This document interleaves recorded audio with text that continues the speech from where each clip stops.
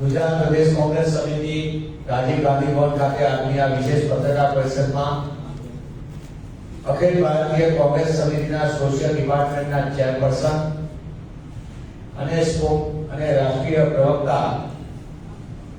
સુપ્રિયા સિંહજી આપણી વચ્ચે છે। આજનો આ પ્રચાર માટેના અંતિમ દિવસે તેમની આ પત્રકાર પરિષદ માટે વિશેષ આપણી વચ્ચે આવ્યા છે।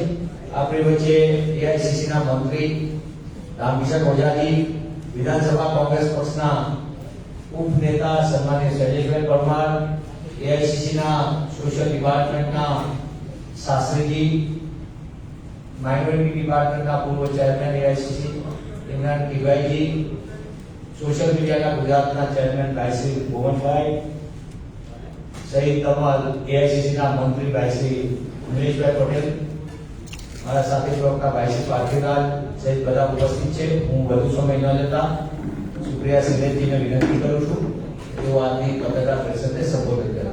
સુપ્રિયા સિંહજી।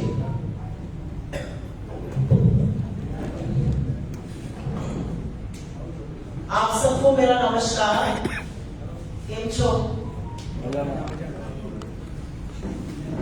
ये देश आज चुनाव के मुहाने पर आकर खड़ा है, चुनाव की दहलीज पर आकर खड़ा है।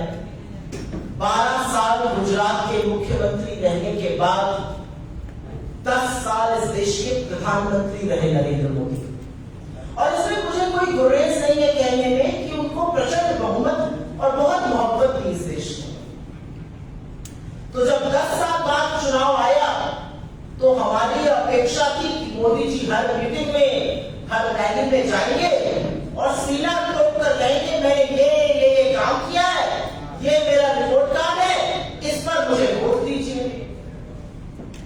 लेकिन यहां तो बाजी पलट गई, अपनी बात ही नहीं करते। जो 2014 की स्क्रिप्ट थी वही 2024 में पड़ गए। कांग्रेस को कोसने के अलावा, राहुल गांधी की माला फेरने के अलावा, नेहरू पर दोषारोपण करने के अलावा कोई और काम ही नहीं कर रहे।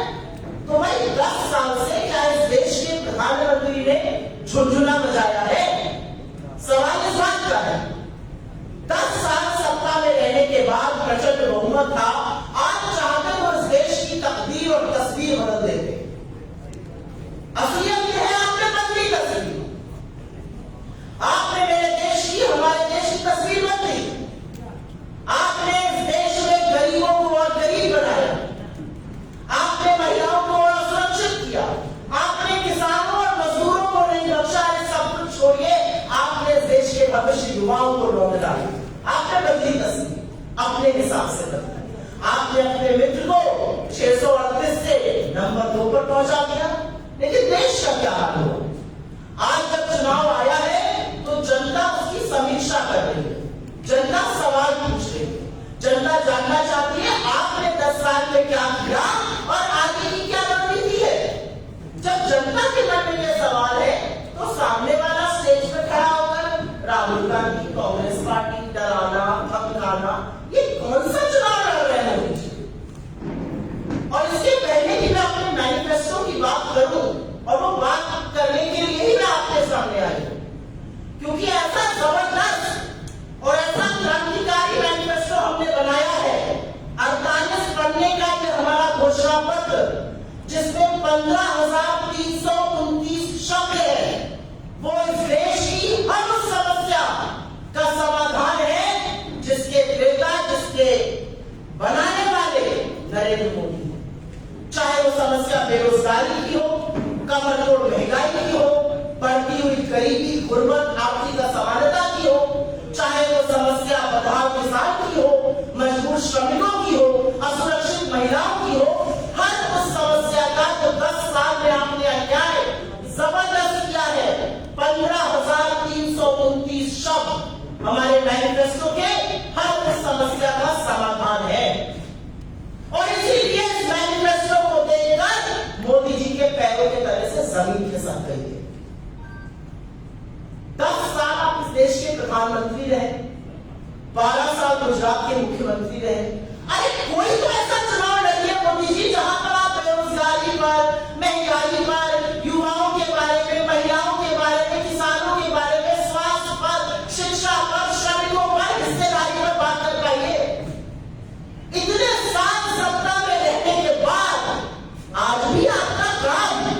बिना हिंदू मुसलमान किए, बिना पाकिस्तान का सहारा लिए, बिना मुस्लिम लीग किए आपका काम नहीं चलता है। चुनाव आया तो मौत से मुस्लिम लीग याद आ रही, चुनाव आया तो मीट मछली मुर्गा याद कर रहे। अरे माँ से मणिपुर याद करिए, माँ से महिला सुरक्षा याद करिए, माँ से महंगाई याद करिए जो आपने इस देश पर लादी है। 1 साल हो गया इस देश में, मणिपुर इस देश का प्रांत है और चल रहा है, और आज भी हजारों महिलाएं, बच्चे, पुरुष राहत कैंपों में रह रहे, आज भी वहां पर हिंसा हो रही है। इस देश का प्रधानमंत्री ग्रीस जाएगा, यूके जाएगा, साउथ अफ्रीका जाएगा, अमेरिका जाएगा, हर जगह जाएगा प्रचार के लिए, लेकिन मणिपुर जब जाना होता है तो 8,500 करोड़ वाले हवाई जहाज का ईंधन खत्म हो जाता है। यह है उसकी 56 इंच की छाती की, क्योंकि उसमें कलेजा चूहे का है। मणिपुर नहीं जा सकते आप। मणिपुर में जो त्रासदी हुई है इस देश के प्रधानमंत्री का वो इंतजार कर रहे हैं, आप उनके आंसू जाकर नहीं पहुंच सकते। पिछले 1 साल में मुझे फख्र है इस बात का कि मेरा नेता 2 बार मणिपुर गया, दोनों समुदाय से मिले, शांति बहाली का प्रयास किया। आपने क्या किया? क्या मणिपुर इस देश का हिस्सा नहीं है? आज नरेंद्र मोदी जी को वहां से मणिपुर नहीं दिखता है, आज वहां से महंगाई नहीं दिखती है। आपने तो इस देश के आटे, दही, पढ़ाई, दवाई सब पर जीएसटी लगा दिया। आपने इस देश के मध्यम वर्ग की कमर तोड़ दी है। आपने गरीबों को और गरीब बनाने का काम किया है। और महिला सुरक्षा के बारे में तो खैर जितना कम बोलूं, एक महिला होने के नाते इस मंच पर 2 महिलाएं हिस्सा पाती है ये कहते हुए, और आपके बीच में भी मुझे महिलाएं यदा कदा दिख रही है। इस देश का प्रधानमंत्री 14 अप्रैल को मैसूरू जाते हैं, मैसूरू जाकर वोट मांगते हैं प्रज्वल रेवन्ना के लिए, हासन के सांसद, उनके सहयोगी उम्मीदवार, और मैं उनको प्रज्वल रेवन्ना ने उनको राक्षस और दरिंदा कहती है। जिस आदमी के 3000 विभत्स वीडियो, जिसने सैकड़ों औरतों की आबरू के साथ खिलवाड़ किया, जिसने अपने घर में काम करने वाली अपनी पार्टी की कार्यकर्ता, जिला पंचायत की सदस्यों को नहीं बख्शा, उस आदमी के लिए आप वोट मांगते हैं, मंच साझा करते हैं, ट्वीट थपथपाते हैं, तारीफ करते हो, कहते हैं हर एक वोट प्रज्वल रेवन्ना को मिलेगा, उससे मैं मजबूत होऊंगा। क्या मोदी जी जानते भी तो उसने क्या किया है? क्या वो इतने भोले और मासूम है? वो सब जानते थे। दिसंबर 2023 से लगातार उनको बताया जा रहा था कि इस व्यक्ति को टिकट मत दीजिए। उनके पार्टी के नेता देवराज गौड़ा जैसे सदस्य बोल रहे थे इस दरिंदे को टिकट मत दीजिए। जनवरी में प्रेस कॉन्फ्रेंस करते हैं, उनके नेताओं को बोलते हैं इस बंदे को टिकट मत दीजिए। फरवरी और मार्च में अमित शाह जब जाते हैं कर्नाटका, उनके पूर्व एमएलए, उनके स्थायी एमएलए बोलते हैं रामास्वामी जैसे लोग इस व्यक्ति को टिकट मत दीजिए, इसके खिलाफ बहुत साक्ष्य, बहुत सबूत है, हमारी नाक कट जाएगी, आदमी सही नहीं। आप फिर भी उसको टिकट देते हैं, आप उसका प्रचार करते हैं, और उसके बाद धीरे से रात के अंधेरे में उसको देश से भगा देते हैं। यह आपकी महिला सुरक्षा है। असलियत यह है कि जब लड़कियां और बेटियां हमारी मेडल लाती हैं तो आप उनका हाथ पकड़ के कहते हैं कि हमारे घर की बेटी, और जब वो बेटी लांछन लगाती है यौन शोषण का तो आप उसको फूलों से बनवाते हैं, सड़कों पर घिसवाते हैं और दोषी को अपने बगल में बिठाते हैं। और आज भी दोषी का पूरी तरह से टिकट नहीं काट पाते, उसको नहीं, उसके लड़की को टिकट देते हैं। इस देश की महिलाएं सब देख रही है। इस देश की महिलाओं ने हाथरस देखा है, इस देश की महिलाओं ने उन्नाव देखा है, इस देश की महिलाओं ने लखीमपुर देखा है, उत्तराखंड देखा है, इस देश की महिलाओं ने गुजरात की बिल्किस को भी देखा है। और मैं बिल्कुल यहां पर उसका नाम लूंगी, क्योंकि इस देश की महिलाओं ने इस देश के संविधान में, इस देश की कानून व्यवस्था में अपनी आस्था नहीं तोड़ी। लेकिन आपने क्या किया उन महिलाओं के साथ? तो मोदी जी को मैं याद दिलाना चाहती हूँ कि म से मुस्लिम लीग नहीं, म से महिलाओं को, मणिपुर को, महंगाई को याद करिए उन सब लोगों को जिनकी जिंदगी आपने तबाह की। मोदी जी को हमारे मैनिफेस्टो में किसकी छाप नजर आती है?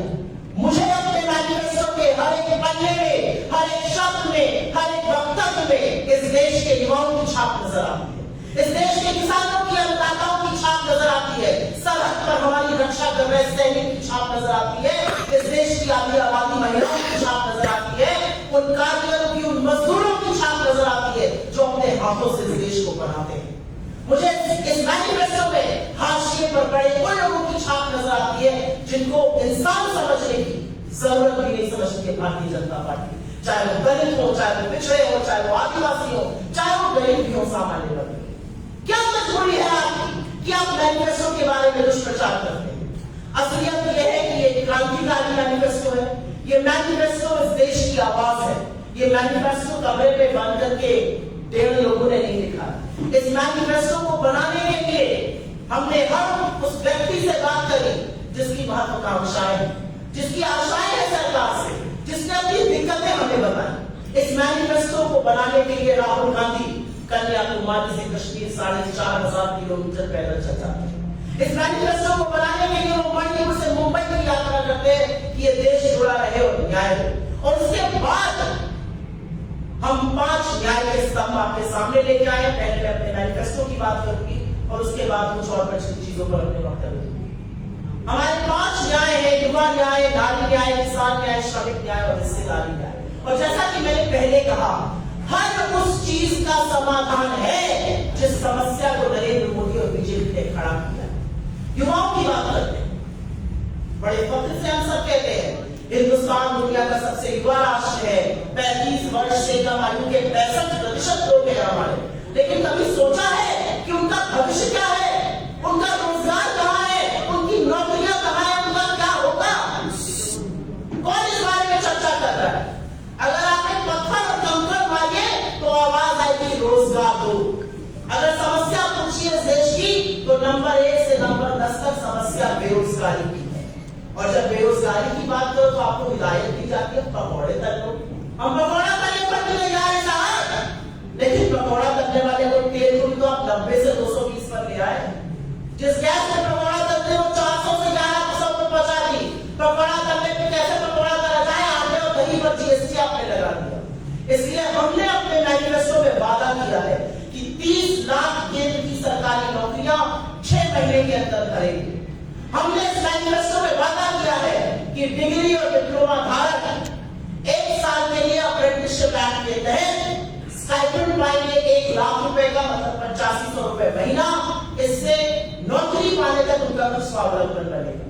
बहुत बड़ी एक समस्या गुजरात की, बहुत बड़ी एक समस्या उत्तर भारत की है पेपर लीक। बच्चे पढ़ाई करते हैं, जी को मेहनत करते हैं, रात दिन नहीं करते हैं। माँ बाप शायद रात की रोटी कम खाते हैं कि बच्चे पढ़ जाए। फिर वो गाजर मूली की तरह भर कर गाड़ियों में, बसों में, ट्रेनों में इम्तिहान देने जाते हैं और फिर पेपर लीक हो जाता है और किसी को नहीं पता अगला पेपर कब होगा। 50-50 लाख बच्चे इम्तिहान को देते हैं। मैं उत्तर प्रदेश से आती हूँ, अभी पुलिस भर्ती का पेपर लीक हो गया।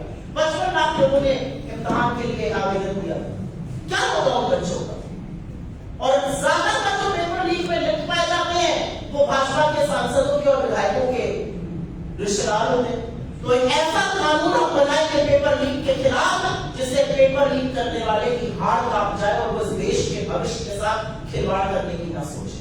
और अब मैं युवा न्याय में बात जरूर करना चाहूंगा। अग्निवीरों, आपने टीचर ठेके पे कर दिए, आपने डॉक्टर ठेके पे कर दिए, आपने स्वास्थ्य, शिक्षा, सामाजिक न्याय को ठेके पर कर दिया। आपने इस देश की रक्षा को भी ठेके पर डाल दिया। जो जैसलमेर की तपती रेत में इस देश की सुरक्षा कर रहा है, जो सियाचिन की हड्डी लगाने वाली ठंड में खड़ा है, जो चिरापुंजी की लगातार बारिश में खड़ा है, वो इस देश का सैनिक है। और सेना और रक्षा का काम भाड़े पर नहीं होता, ठेके पर नहीं होता है। कितनी बड़ी विडंबना है कि 73 साल का प्रधानमंत्री आपसे 5 साल और मांग रहा है और 24 साल के इस देश के युवा नौजवान को कह रहा है तुम्हें मैं रिटायर करके घर भेजूंगा। इस व्यवस्था को हमने कमर कस ली है, हम पूरी तरह से खत्म करेंगे। और जैसे पहले नियुक्ति होती थी सेना की, जिस तरह से पेंशन मिलती थी, जिस तरह से पक्की नौकरी होती थी, वो हम पूरी तरह से बहाल करेंगे। मैं अगली बात करना चाहती हूँ नारी न्याय। इस देश की आधी आबादी, मैंने यहाँ पर जिक्र किया ब्रजभूषण शरण सिंह का, मैंने यहाँ जिक्र किया प्रज्वल रेवन्ना का, मैंने यहाँ जिक्र किया कुलदीप सिंह सेंगर का, रामदुलाल गौंड का, मैंने हाथरस का, उन्नाव का, लखीमपुर का, उत्तराखंड का, किसका जिक्र किया। क्यों होता है ऐसा? क्यों लोग सोचते हैं कि औरत एक गोयम दर्जे की अधिकारी है? वो इसलिए सोचते हैं क्योंकि इस कमरे में कितनी चुनी औरतें हैं। अगर हाथ की उंगलियों पे गिनूं तो हम सब की गिनती हो जाएगी। इसलिए जरूरी है कि ऐसे कमरों में भी औरतें ज्यादा आएं। हमारे कामकाज की जगहों पे औरतें ज्यादा आए, इसलिए हमारा वादा है हमारी सरकार बनेगी और 50% सरकारी नौकरियों में आरक्षण हम युवतियों को, लड़कियों को देंगे। हम इस देश की गरीब महिलाओं को, तमाम ऐसी स्टडी से हमें पता चलता है डोमेस्टिक वायलेंस जैसी समस्या, आत्महत्या जैसी समस्या इसलिए होती है क्योंकि औरत निर्भर होती है। हम इस देश की गरीब महिला के हाथ में 8500 रुपए रखने जा रहे हैं, मतलब साल का 1 लाख रुपए, उससे वो अपनी भी किस्मत संवारेगी और अपने परिवार को भी समृद्ध बनाएगी, शिक्षा और स्वास्थ्य का स्तर बढ़ेगा। और बिल्कुल मैं अपने नेता से यकीन रखती हूँ, टकाटक पैसा उसके अकाउंट में आएगा और टकाटक उसके परिवार की त्रासदी बाहर जाएगी। ये नारी न्याय की हम बात करते हैं। मैं बात करना चाहती हूँ किसान न्याय। इस देश का अन्नदाता, मुझे याद है जब मैं बड़ी हो रही थी, एक ही नारा सुनते थे, जय जवान जय किसान। इस देश में अन्नदाता को वो स्तर दिया गया है कि किसी की हैसियत और किसी की औकात नहीं हुई है कि किसानों के खिलाफ बोल सके। लेकिन नरेंद्र मोदी की सरकार ने, बीजेपी ने वो तिलिस्म भी तोड़ दिया। हमारे अन्नदाताओं को मवाली, गुंडा, आतंकी, नक्सली, खालिस्तानी, न जाने क्या क्या कहा गया। क्या मान रहे थे किसान? क्या चाह रहे थे किसान? अपने हक की बात कर रहे थे और आपने चुनाव के पहले उनसे उस हक देने का वादा किया था। आपने एमएसपी का वादा किया था। आपने गुजरात के मुख्यमंत्री रहते हुए एमएसपी की पैरवी की थी। और अब 1.25 साल तक किसान जब दिल्ली की देहरी पर बैठे रहते हैं और 700 किसानों की शहादत होती है, आपको थक हार के अपने काले कानून वापस लेने पड़ते हैं। क्या गलती है किसानों की? और इसीलिए आज किसानों के रास्तों पे कीड़े खुलवाएंगे, आप किसान के रास्ते और सड़कें खुलवाएंगे क्योंकि वो दिल्ली आना चाहते हैं। हम किसानों को एमएसपी की कानूनी गारंटी देंगे। हम 16 लाख करोड़ आपके मित्रों का नहीं, किसानों की कर्जा माफी करेंगे, पहले भी की थी और भी करके दिखाएंगे। और हम खेती को, कृषि को जीएसटी से मुक्त करने जा रहे हैं। बीज पर, कीटनाशक पर, खाद पर जीएसटी, जो खेती के उपकरण होते हैं उस पर जीएसटी, हर तरह से टैक्स वसूली करेंगे आप। जो किसान ये हौसला रखता है कि वो धरती का कलेजा फाड़कर फसल उगाता है, उस किसान के साथ तो मुही बातें नहीं हो सकती। इसलिए हम किसान को एमएसपी की कानूनी गारंटी देंगे और किसान को कर्जे के बोझ से हटाएंगे, उससे मुक्त कराएंगे। मैं अगली बात करना चाहती हूँ श्रमिकों की। गुजरात एक बेहद जुझारू प्रदेश है। आप कारोबार को समझते हैं, आप श्रमिक के श्रम के दाम को समझते हैं। श्रमिक इस देश को बनाते हैं। अहमदाबाद में जोमैटो, स्विगी, ब्लिंकिट जैसी बहुत सारी ऐप, बहुत सारी सुविधाएं। 10 मिनट में चाय पत्ती कम हो गई, चीनी खत्म हो गई, तुरंत लेके आओ। खाना चाहिए आधे घंटे में आएगा। कभी सोचा है कि जो लड़का आपके लिए स्कूटर से अपने को ला रहा है, अगर उसका एक्सीडेंट हो जाए, उसकी टांग टूट जाए, 6 महीने वो बिस्तर में पड़ जाए, उसके घर का क्या होगा? क्या है उसके लिए सुरक्षा? क्या होगा उसके परिवार का? इसलिए गिग इकोनॉमी जिसको कहते हैं, उस गिग इकोनॉमी के लिए हम एक सामाजिक सुरक्षा का कानून लाएंगे कि उनके साथ अगर कोई हैवी डेबिट हो, उनके पीएफ की, उनकी ग्रेजुएटी की कुछ व्यवस्था की जा सके। मनरेगा लाकर हमने ग्रामीण भारत की, ग्रामीणांचल की पूरी तरह से तकदीर और तस्वीर बदली थी। और सच ये है कि जब कोरोना काल आया और मोदी जी ने जब तुगलक की फरमान करके लॉकडाउन लगाया, तो 2 चीजें संजीवनी बनी इस देश की, एक मनरेगा और दूसरा खाद्य सुरक्षा का कानून। उस मनरेगा का मानदेय हम दैनिक 400 रुपए करने जा रहे हैं, जिससे श्रम की दर में बढ़ोतरी होगी। हमारा अपना मानना है कि किसी भी घर में, चाहे वो निम्न मध्यम वर्ग हो, गरीब हो, मध्यम वर्ग हो, अगर बीमारी आ जाती और भगवान ना करे अगर बड़ी बीमारी आ गई, तो पूरी तरह से घर के घर बर्बाद होते हुए देखे हैं। राजस्थान में हमने बड़ी सफल चिरंजीवी योजना लॉन्च कर दी 25 लाख रुपए की, उसको हम राष्ट्रीय स्तर पे करने जा रहे हैं। हमारी सरकार बनेगी, 25 लाख की हेल्थ योजना का बेनिफिट इस देश को मिलेगा। उसमें सिर्फ इलाज ही नहीं, दवाई, डायग्नोस्टिक टेस्ट भी शामिल है, क्योंकि यह जरूरत है इस देश की। और अंत में मैं बात करूंगी हिस्सेदारी न्याय की, और क्यों जरूरी है हिस्सेदारी न्याय की बात करना। 76 साल बाद आजादी के हमें आज भी हिस्सेदारी न्याय की बात क्यों करनी पड़ रही है। इसलिए करनी पड़ रही है कि जो दलित, आदिवासी, पिछड़े और जो गरीब सामान्य वर्ग के लोग हाशिए पर हैं, उनको मुख्य धारा में लाना जरूरी है। भारत कह लीजिए, हिंदुस्तान कह लीजिए, इंडिया कह लीजिए, मेरा वतन कह लीजिए, मेरी सरजमी कह लीजिए, जिस नाम से बुलाइए, अगर वो लोग मुख्य धारा में नहीं आएंगे तो ये देश विकास नहीं कर सकता है। और असलियत यह है कि जिनकी आबादी 80-85% है, उनका प्रतिनिधित्व निर्भटा सन्नाटा है। सेंट्रल यूनिवर्सिटीज में 4%, 5%, IIT में 3%, IIM में 5%। क्यों? जो सबसे ताकतवर IAS officers in the government of India secretaries 90 हैं, 3%। क्यों? क्या वो बाकी लोगों से कमतर है? क्या भगवान ने उनको अलग बनाया है? जी नहीं। अगर सदियों से इस त्रासदी का हम अंत नहीं करेंगे, आने वाली त्रासदी का, तो हम अंत कब करेंगे? और हम क्या कह रहे हैं? हम तो यही कह रहे हैं, गिनती करा लो, एक्सरे कर लो, आपके पैर में चोट लग जाए और डॉक्टर ये निर्णय कैसे लेगा कि उस पर कास्ट लगेगा या फिर बैंडेज लगेगा या गर्म सिकाई होगी या ठंडी सिकाई होगी या फिजियोथेरेपी होगी, ये निर्णय को एक्सरे लेकर करता है। तो नीति निर्माण कैसे करिएगा जब तक आप एक्सरे नहीं करिएगा? आपको पता ही नहीं कि कौन कहां कितना गरीब है। हम दलित, पिछड़े, आदिवासियों की बात करते हैं, उसी तरह से हम बात गरीब सामान्य वर्ग की भी करते हैं। ऐसी नीतियां कैसे निर्मित होगी जब हमें पता ही नहीं है कि कौन कहां पर किस तरह से है? तो हम गिनती की बात करते हैं। नरेंद्र मोदी जी गिनती पर क्या बोलते हैं?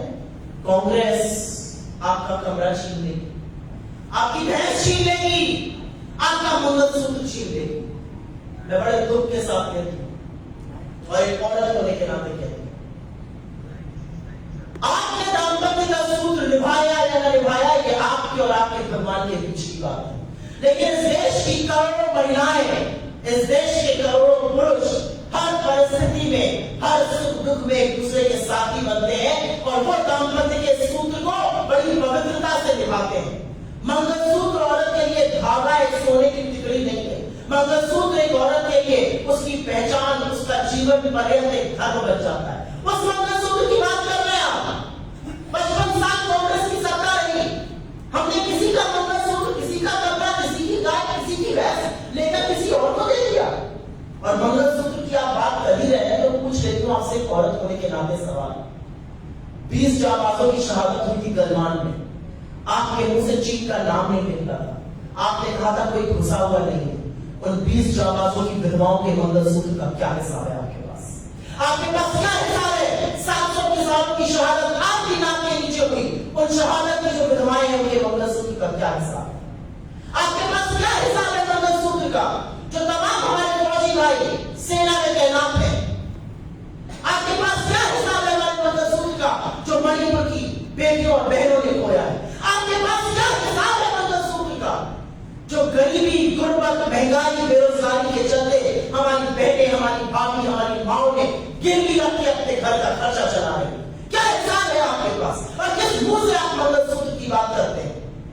मंगलसूत्र की बात आप कांग्रेस पार्टी से करते हैं, उस कांग्रेस से जिस इंदिरा जी ने अपने जेवर देश की जंग के दौरान डालते दिए थे इस देश को, उस कांग्रेस से जहां हमारी नेता ने, हमारी सबसे पूज्य नेता ने इस देश में वैधव्य झेलते हुए ज्यादा वर्ष बिताए बजाय बेहतर रहने के, एक शहीद की विधवा से आप मंगलसूत्र पूछते हैं?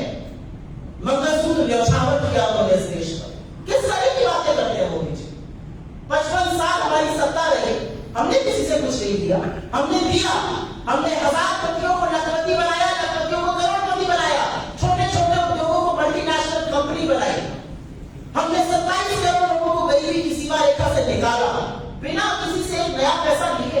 ऐसी नीतियां बनाई जिससे गरीब गरीबी से बाहर आए, जिससे अमीर और अमीर बने, जिससे छोटे छोटे लघु मध्यम उद्योग और बड़े बने। आपने क्या किया? आपने छोटे बिजनेसेस पर ताला लगवाया और 2-3 लोगों के लिए 10 साल सरकार चलाई, उनके लिए नीतियां बनवाई। यह असलियत है। आज प्रधानमंत्री बैठे बैठे की बात करते हैं, प्रधानमंत्री आज भी राहुल गांधी को कोसेंगे, प्रधानमंत्री आज भी नेहरू जी का नाम लेंगे। प्रधानमंत्री बैठे 10 साल में क्या कर सकता है? आपका क्या रिपोर्ट कार्ड है? आपका 10 साल में आपका रिपोर्ट कार्ड यह है कि इस देश घंटे 2 युवा 2 किसान आत्महत्या कर रहे हैं। आज का रिपोर्ट कार्ड ये है कि आपका मित्र 1600 करोड़ दिन के कमा रहा है, हमारा किसान 27 रुपए कमा रहा है। आज का रिपोर्ट कार्ड ये है कि 20% इस देश की आबादी 46 रुपए पर अपनी गुजर बसर कर रही है। पानी की ये बोतल अगर बड़ी लेने जाएंगे तो 2 बोतलें ना मिले 46 रुपए पे। उस 46 रुपए पर आपने देश की 20% आबादी को अपनी गुजर बसर करने के लिए मजबूर किया है। यह है आपका रिपोर्ट कार्ड।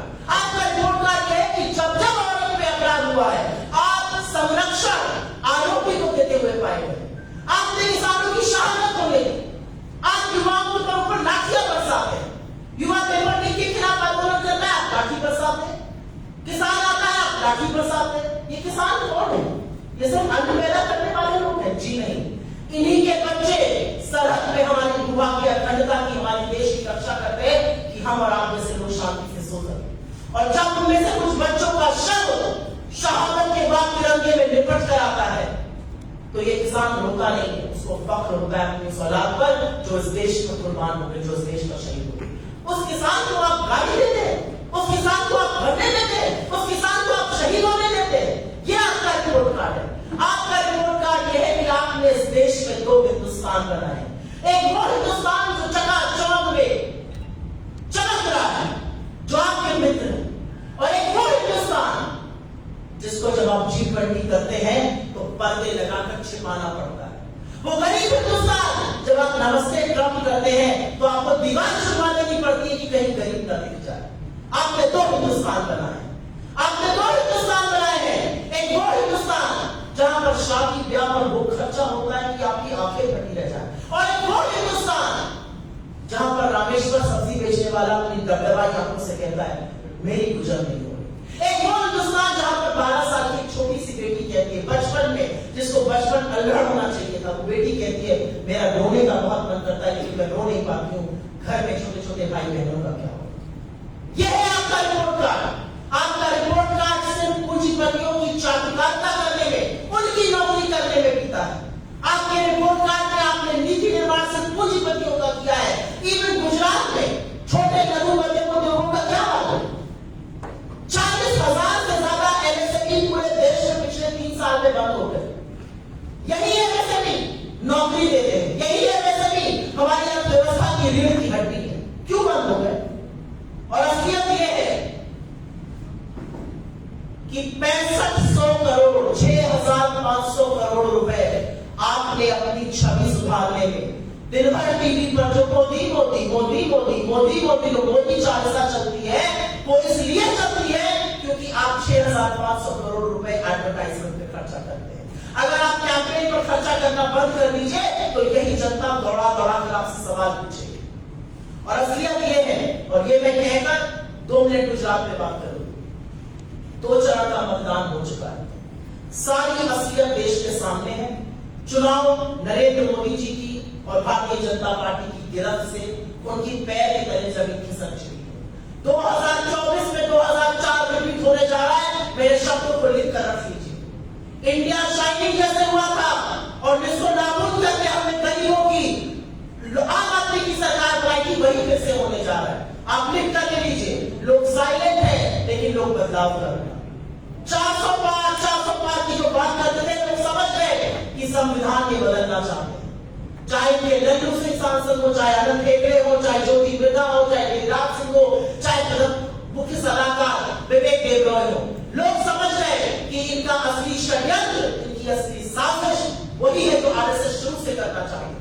चाहे ये गोलबर्ग कर रहे हो, चाहे मोहन भागवत रहे हो, चाहे ये प्रचार प्रसार के अध्यक्ष रहे हो, ये सब आरक्षण के खिलाफ थे।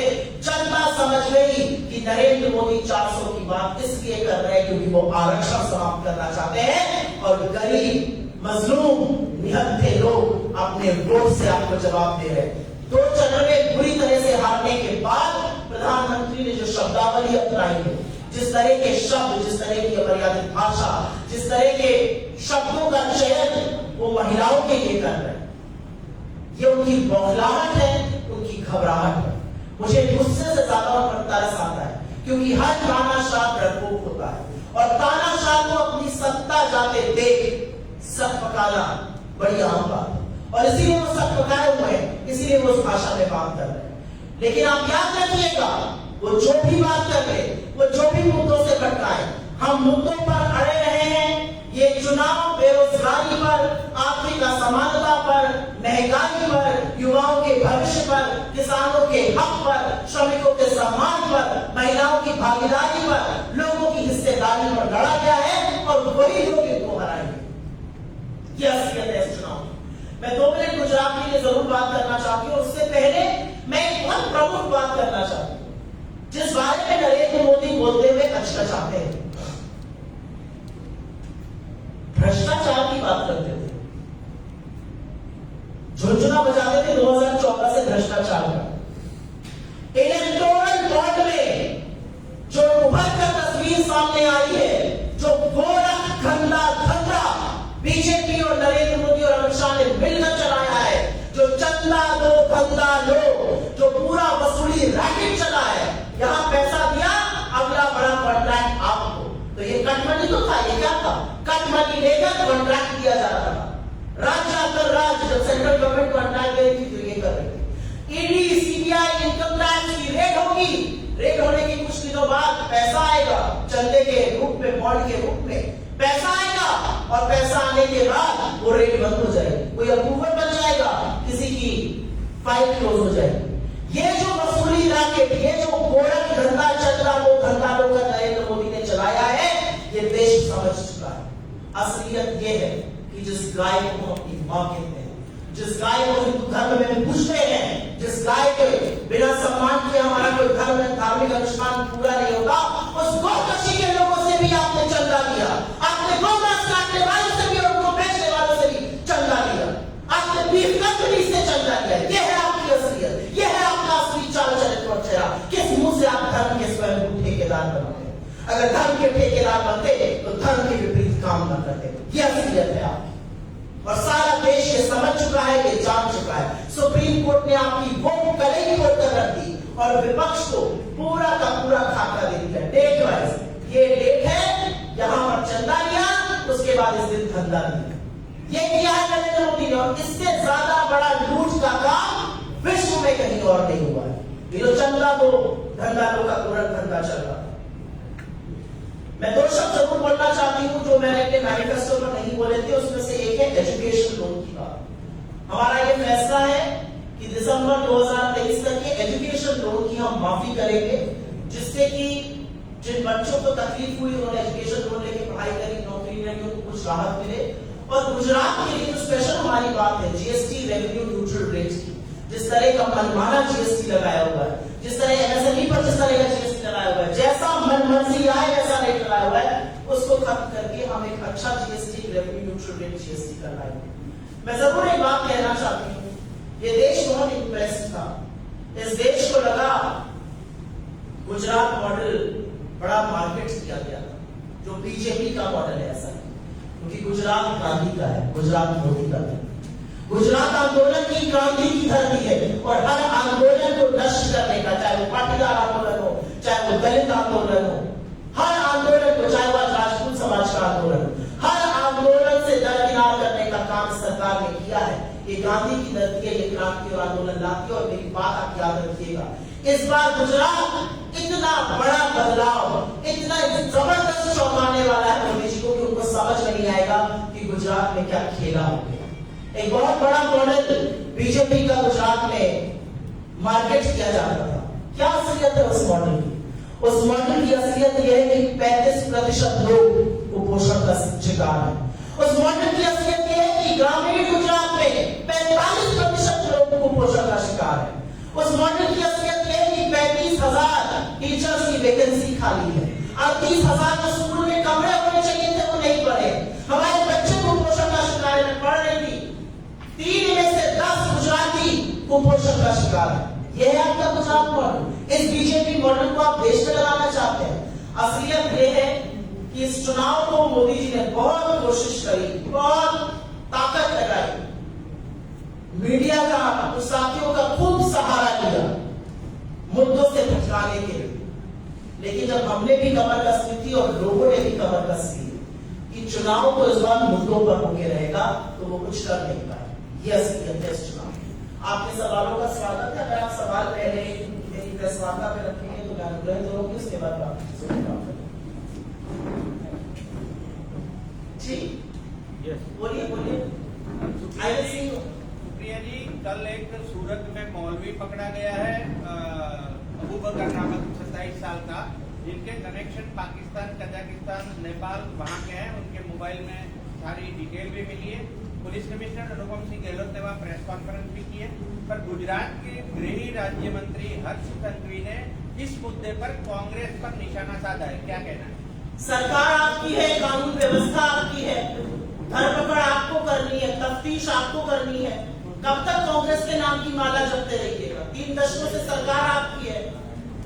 इससे ज्यादा मूर्खतापूर्ण बयान यहाँ के गृह मंत्री दे नहीं सकते, ये मैं कहूँ। मैंने आपसे बड़े शुरू में कहा था, नरेंद्र मोदी कोई चुनाव बेरोजगारी पर, महंगाई पर, गरीबी पर, मुद्दों पर, महिलाओं पर लड़ नहीं सकते।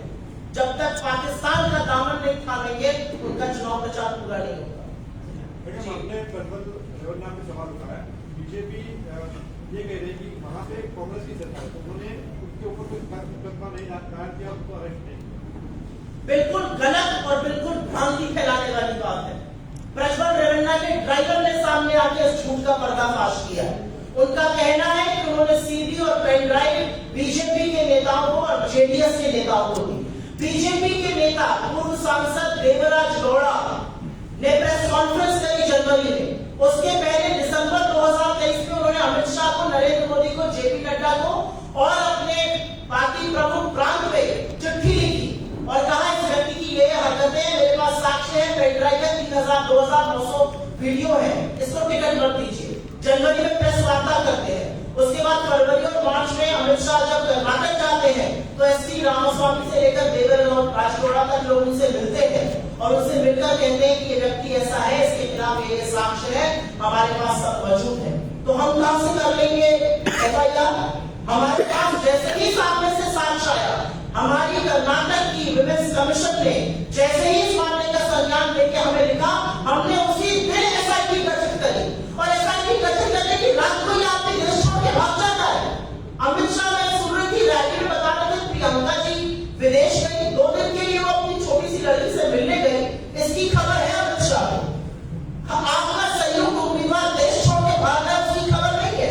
सीतारमैया जी ने नरेंद्र मोदी को चिट्ठी लिखकर बोला है कि गृह मंत्रालय को और विदेश मंत्रालय को आग्रह किया है कि आप उसका डिप्लोमेटिक पासपोर्ट कैंसिल करके हम उसका प्रत्यार्पण करना चाहते हैं। क्या कर रही है मोदी सरकार? हर बार भ्रम फैलाने का काम।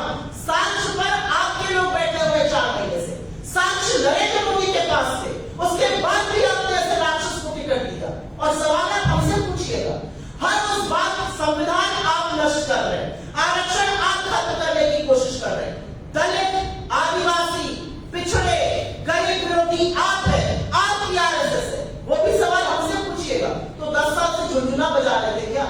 वैसे भी अब जाने वाले हैं, थोड़े दिनों की बात है, हम आ जाएंगे, हम संभाल लेंगे चीजें। सुप्रिया जी बिहार में कल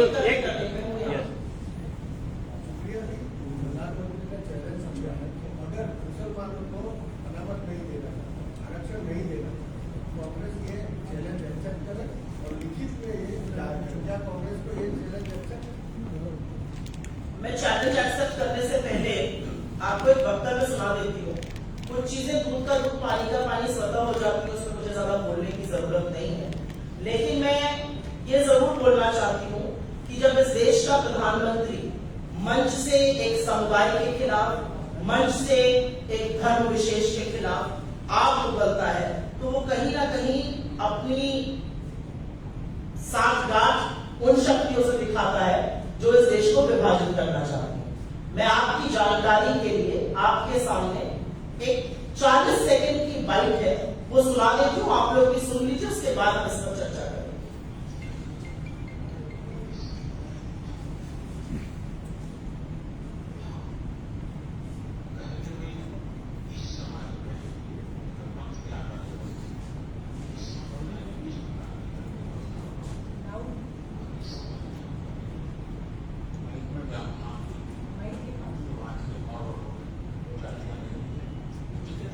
नीचे नरेंद्र मोदी जी ने ये वक्तव्य एनआई को 9 फरवरी 2022 को दिया था। उस वक्तव्य में उन्होंने ये माना कि उन्होंने गुजरात में मुसलमानों को आरक्षण दिया था।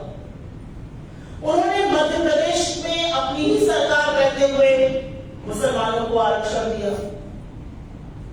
कर्नाटक के जिस आरक्षण पर मोदी जी भ्रम फैला रहे हैं, उसकी असलियत आप सुन लीजिए, क्योंकि आपने सवाल पूछा है और ऐसे ही रिपोर्ट भी करिएगा। भाई साहब आपसे बात कर रहे हैं। उसकी असलियत यह है कि वो आरक्षण हमने नहीं दिया है। वो आरक्षण 1974 की पिछड़े वर्ग की एक रिपोर्ट के आधार पर देवगौड़ा सरकार ने दिया है। वो देवगौड़ा जो आज आपके घटक दल के साथी है, जो सीना ठोक के कहते हैं हमने दिया है। 3 दशकों से वो आरक्षण है। आपकी तमाम बार सरकार नहीं कर्नाटक में, आप 10 साल से दिल्ली की कुर्सी पे बैठे हुए हैं जबकर आप तो किसी न्यायालय में नहीं गए, आपने इसका विरोध नहीं किया, आपने इसको बदलने की कोई कुव्वत नहीं दिखाई। आपने बशर्ते गुजरात और मध्य प्रदेश दोनों जगह मुसलमानों को आरक्षण दिया, तो किस मुंह से आप खिलाफत करते हैं? 10 साल से आपने यहां पर कुछ नहीं बोला, दिल्ली में रहते हुए कर्नाटक में आपकी सरकार ने कुछ नहीं कहा। आप जिस घटक दल को गोदी में बिठाकर जिस राक्षस के लिए आप वोट मांग रहे हैं, उनके दादा ने यह आरक्षण दिया, आप उनको अपनी गोदी में बिठाकर घूम रहे हैं। क्या दोगली बातें करते हैं मोदी जी? भाई कितने दोगला बात करते हैं, किस तरह की बातें करते हैं? 9 फरवरी 2022 को एनआई के इंटरव्यू में जस्टिफाई कर रहे हैं आरक्षण मिलना चाहिए और उस तरह की बातें कर रहे हैं। और अंत में आपको एक बात और बता दूं, इनकी सरकार चुनाव के जस्ट पहले सुप्रीम कोर्ट गई। सुप्रीम कोर्ट ने लदाख के इनको पीछे भेज दिया। सुप्रीम कोर्ट ने कहा यहाँ पर हम कुछ एंटरटेन नहीं करेंगे, जातिगत जनगणना कराएंगे। प्रधानमंत्री जातिगत जनगणना से भागने के लिए हर उस फैसले को आजमाने को तैयार है। हम डंके की चोट पर उनको चैलेंज करते हैं। अगर आप इस देश के दलितों, पिछड़ों, आदिवासियों का भला चाहते हैं तो सामने आइए और हाँ या ना में बोलिए कि क्या आप जातिगत जनगणना के खिलाफ हैं या उसके पक्ष में? हाँ या ना, सिर्फ ये बोलना है और नरेंद्र मोदी का पूरा चरित्र इस देश के सामने आ जाएगा।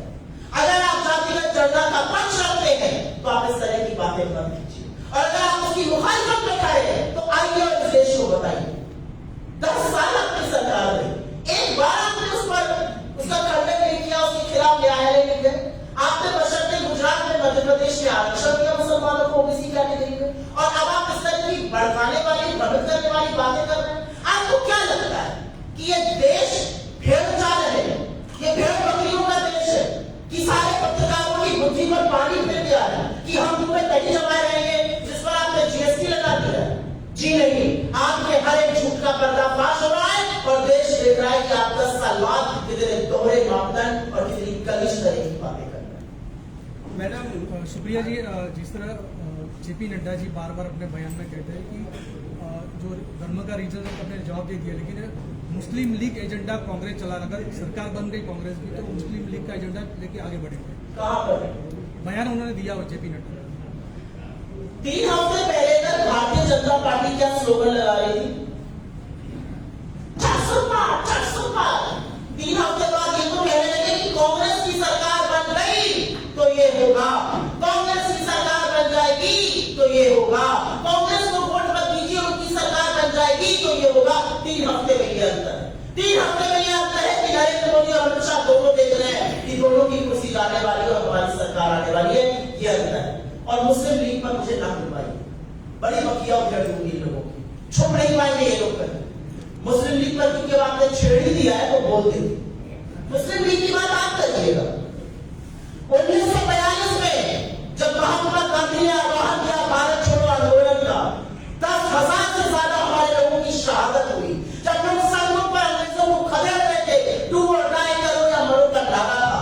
इनके सबसे पूज्य, सबसे आराध्य नेता श्यामा प्रसाद मुखर्जी मुस्लिम लीग के साथ गठबंधन करके सरकार चला रहे थे। बंगाल में, सिंध में, नॉर्थ वेस्ट फ्रंटियर प्रोविंस पर उस मुस्लिम लीग के साथ मिलकर वो उप मुख्यमंत्री बने थे, जिसके मुख्यमंत्री फजलुल हक ने मुस्लिम लीग के अधिवेशन में पाकिस्तान का प्रस्ताव पारित कराया और पारित कराने के बाद ही श्यामा प्रसाद मुखर्जी उस सरकार में बने रहे। जब हमारे लोग शहादत दे रहे थे तो श्यामा प्रसाद मुखर्जी और बता रहे थे कैसे इस आंदोलन का दमन हो। ये क्रांति है, ये फैल जाएगी तो बड़ी मुश्किल हो जाएगी। ये जो मुखबिरी करने वाले, माफी लिखने वाले लोग हैं ना, ये मुस्लिम लीग पर हमारा मुंह न खुलना। अगर हमारा मुंह खुल गया तो दौड़े दौड़े छुप नहीं पाएंगे नरेंद्र मोदी और उनकी पूरी ब्रिगेड। असलियत ये है कि मुस्लिम लीग की सारी सहायता आपने ली आजादी के आंदोलन के दौरान।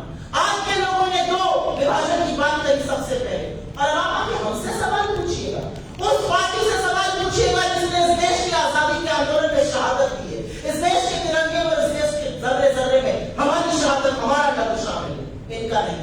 इनके किसी ने छोटी सी उंगली का नाखून कटवाया है? कोई ऐसा बीजेपी का बड़ा नेता ये बोल सकता है यहाँ पर आकर कि हमारे नेता ने ये शहादत दी? क्या शहादत दी? आप तो पेंशन लेते थे, मुखबिरी करते थे, माफीनामे लिखते थे, और जब पूरा देश आंदोलित और आक्रोशित होकर सड़कों पर था तो आप इधर उधर भागते थे। यह असलियत है आप। मैडम, हर बार इलेक्शन होता है और एक दो चुनाव का जो शुरू हो जाता है मत डालना, उसके बाद क्या होता है दोनों पार्टी से आमने सामने लड़ना शुरू हो जाता है, हिंदू मुस्लिम सिख ईसाई जो भी, और फिर बाद में क्या होता है जो जनता का मुद्दा भटक जाता है। इस चुनाव में अगर आपने देखा हो मेरे नेता को, मेरे अध्यक्ष को, हमने बिल्कुल एक स्ट्रैटेजी अपनाई हुई है। हमें कोई फर्क नहीं पड़ता नरेंद्र मोदी क्या बोल रहे हैं, क्योंकि लोग समझ रहे हैं। नरेंद्र मोदी जी जब रोड शो कल कानपुर में कर रहे हैं और पूरा रोड शो खाली जा रहा है, जब उनकी प्रत्याशी पूछती है भरी सभा में किसकी सरकार आएगी, और लोग कहते हैं राहुल गांधी की। जब उनके प्रत्याशियों को भागना पड़ रहा है क्योंकि गांव में एंटर नहीं किया जा रहा है, तो बदलाव बड़ा साफ है। जनता खड़ी है। हमारे नेता सिर्फ और सिर्फ मुद्दों की बात कर रहे हैं। हमारे नेता बात कर रहे हैं बेरोजगारी की, महंगाई की, आर्थिक असमानता की, गिनती की, महिलाओं की, किसानों की, श्रमिकों की। राहुल गांधी का एक बयान दिखा दीजिए जो उन्होंने मुद्दे से भटक कर दिया। एक राहुल गांधी है जिनसे थर थर कांपते हैं नरेंद्र मोदी, और ये मैं पूरी जिम्मेदारी से बोल रही हूँ। Thank you. ये भाजपा ने डॉक्टर जी ने खुलासा किया है कोविशील्ड के बारे में, कोविशील्ड कोरोना की वैक्सीन। मुझे लगता है कि हमारे अध्यक्ष सतीश ने इसका जवाब दे चुके हैं। नहीं, लेकिन 10 लाख के सामने 7 मौतें होती है, और आपके अध्यक्ष जी ने जो, मुझे ऐसा लगता है इसका एक मेडिकल असेसमेंट जरूर होना चाहिए। लोगों के अंदर आशंका है, सरकार की जिम्मेदारी है कि इस पर बहुत एक डिटेल रिस्पॉन्स शक्ति भाई ने दिया है। Thank you. बहुत धन्यवाद।